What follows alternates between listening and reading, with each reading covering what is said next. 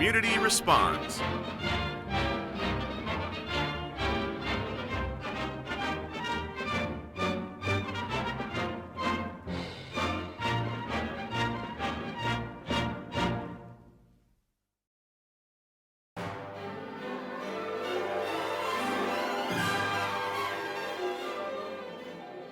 Soon after its platting in 1881, Aberdeen, South Dakota became known as the Hub City because many railroads converged here.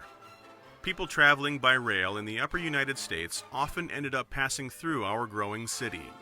And during wartime, especially World War II, hundreds of thousands of servicemen and women passed through Aberdeen on their way to serve or on their way home. You are standing in the historic Milwaukee Depot built in 1911.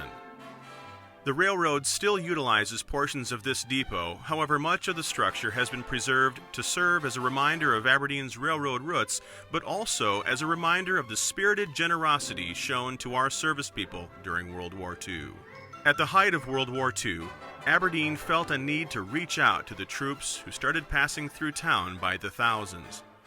Mayor O.M. Tiffany called a meeting and set a plan in motion.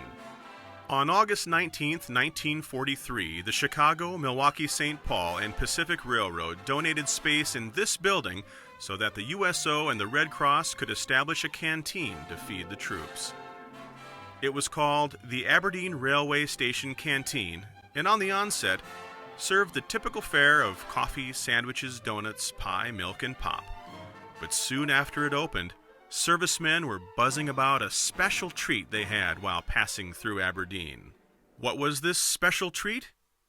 A sandwich like no one had ever tasted before. It was the famous pheasant sandwich.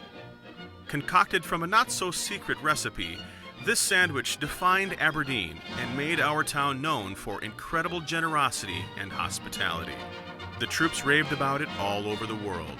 In fact, this treat became so famous that the railroad itself even started promoting it in national magazines. Pheasant sandwiches weren't on the official menu per se.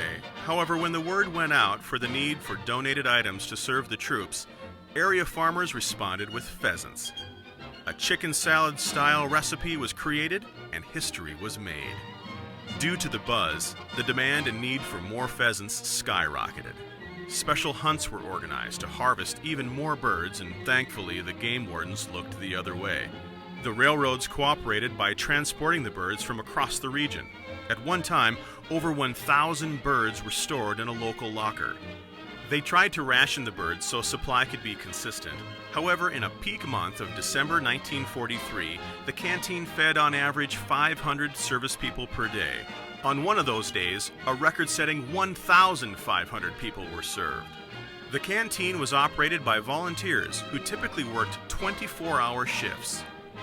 Money and supplies were donated by area businesses and service clubs. When supplies ran low, the radio stations issued an alert and Aberdeen responded. Quite often, the citizens and businesses of Aberdeen would give up their rationed items, like butter, to donate to the canteen.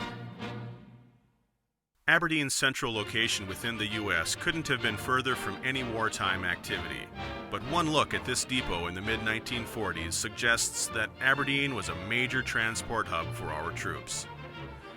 By the time the canteen closed in March of 1946, 586,000 troops had been served.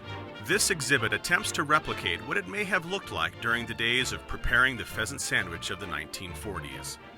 As you stand here, imagine the bustle of servicemen and women all around you, the sound of several trains outside, the volunteers of the Red Cross and USO scurrying around with treats for the devoted visitors.